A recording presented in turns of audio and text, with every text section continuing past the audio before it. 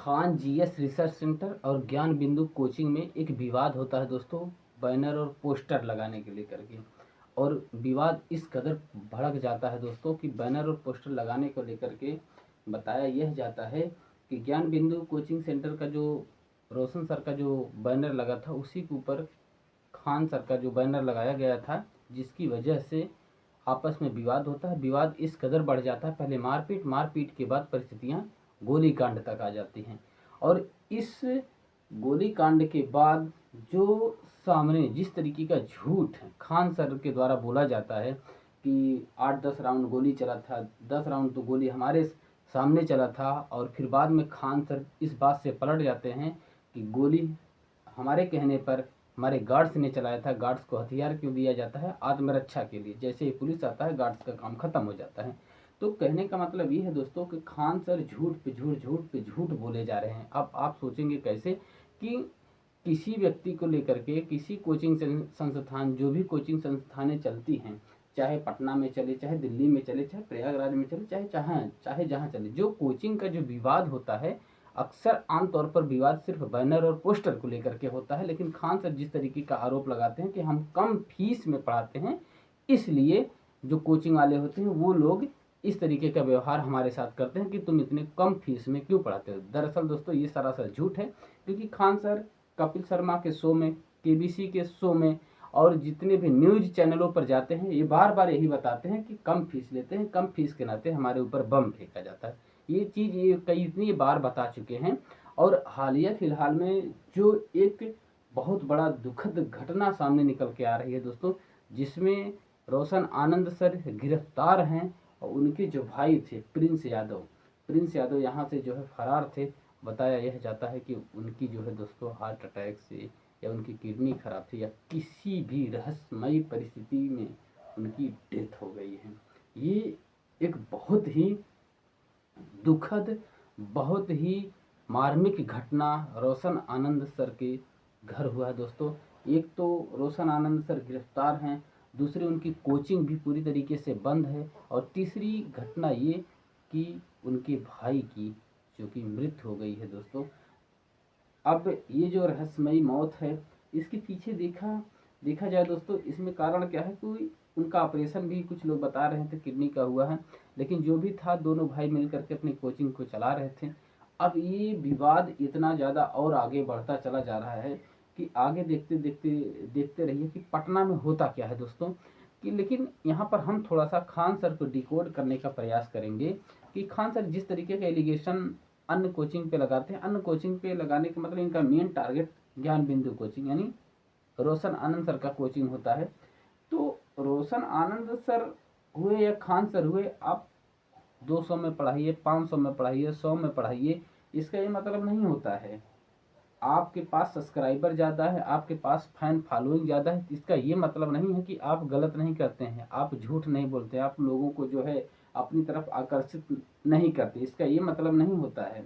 ठीक है, सब कुछ होता है, सब कुछ होता है। इसका ये मतलब नहीं है कि आपके पास फैन फॉलोइंग ज़्यादा है, आपके पास सब्सक्राइबर ज़्यादा है, आप जो बोलेंगे सो शब्द ही हो जाएगा, उस पर कोई विचार नहीं करेगा, उस पर कोई एनालिसिस नहीं करेगा कि आपके शब्दों में कहाँ तक सच्चाई है, कहाँ तक नहीं सच्चाई है।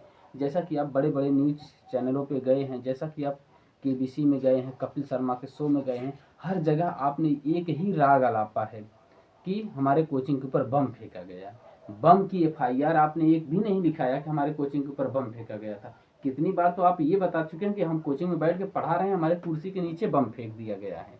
झूठ बोलने की भी कला, कहते ना कि ज्ञान होना, कि टीचर को पढ़ाने के लिए ज्ञान उतना ज़्यादा महत्व नहीं रखता है जितना आपके पास स्किल होना चाहिए बोलने का, पढ़ाने का। तो जो स्किल आपके पास है बात करने का, उस स्किल के सहारे आप ऐसा थॉट फैला देते हैं कि लोग विश्वास कर लेते हैं कि आप पढ़ा रहे हैं, आपके कोचिंग में बम फेंका गया, कुर्सी के नीचे आपका बम आ गया।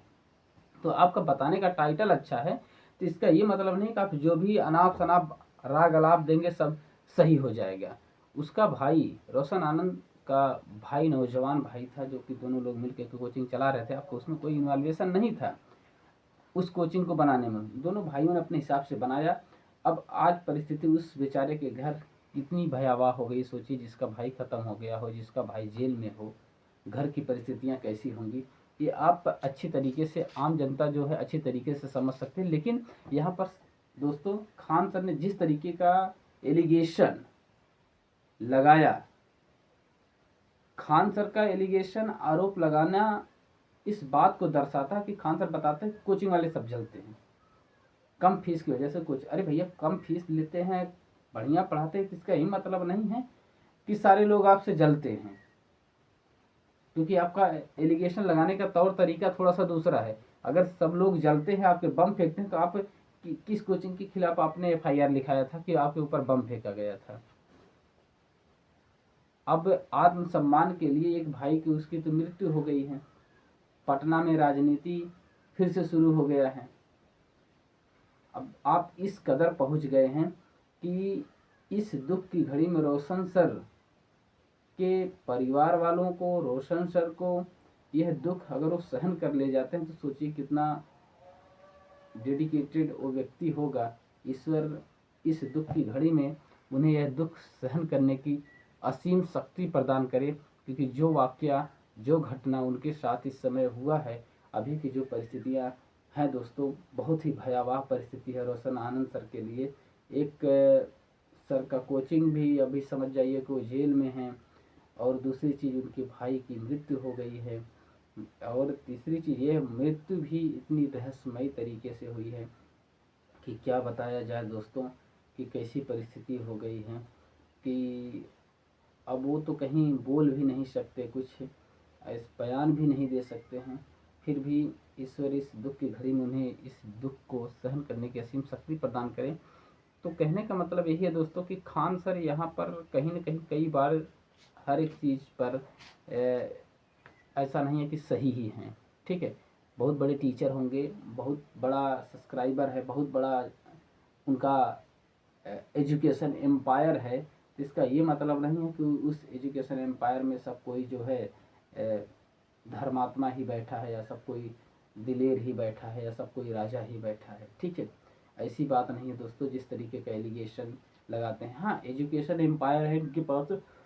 पटना में जो विवाद होता है फीस को लेकर के नहीं होता है, आप कितने में पढ़ाते हैं, कि कोई कोचिंग वाला आपको दबाएगा कि आप 200 में क्यों पढ़ाते हैं, आप 100 में क्यों पढ़ाते हैं, 500 में क्यों पढ़ाते हैं, आप बढ़िया क्यों पढ़ाते हैं। पटना में ये विवाद नहीं होता है, न पटना में, किसी भी शहर में कोचिंग संस्थानों में फीस को लेकर के विवाद नहीं होता है। विवाद सिर्फ और सिर्फ होता है तो बैनर और पोस्टर को लेकर के होता है, ठीक है। तो ये विवाद बैनर और पोस्टर को लेकर के ही था, और खान सर के तो बड़े बड़े जो यूट्यूबर्स हैं वो लोग सपोर्ट भी करने लग गए हैं कि खान सर ने नीट का पेपर का जो है विरोध किया था। मेन जड़ यही था, उन्हें जो है हिंदू मुसलमान करके, उन्हें मुसलमान करके बगलाने का प्रयास किया गया। तो कहने का मतलब खान सर के सपोर्ट में बड़े बड़े यूट्यूबर्स भी हैं, ज्ञान बिंदु सर के सपोर्ट में तो कोई नहीं है। लेकिन इसका ये मतलब नहीं है कि खान सर हर जगह सही ही है। खान सर ऐसा ये मतलब नहीं है कि खान सर हर जगह सही ही है, ठीक है दोस्तों। तो कहने का मतलब ये है दोस्तों कि अभी हालिया जो वाकया घटना हुआ है, जिस तरीके के घटनाक्रम खान सर ने ज्ञान बिंदु सर के साथ, ज्ञान बिंदु कोचिंग एकेडमी के साथ किया है, और उनके जो डायरेक्टर थे रोशन आनंद, जो कि समय जेल में है, और उनके भाई की रहस्यमय परिस्थिति में मौत, ये एक बहुत बड़ा जो है दोस्तों बहुत ही दुखद घटना है उस व्यक्ति के लिए, और उस टीचर्स के लिए जो बेचारा टीचर्स भी है, डायरेक्टर भी है, और चीज़ों को सही तरीके से अपना परिवार भी चलाता था। इस समय तो समझ जाइए कि रोशन आनंद सर की दुनिया ही उजड़ गई है दोस्तों।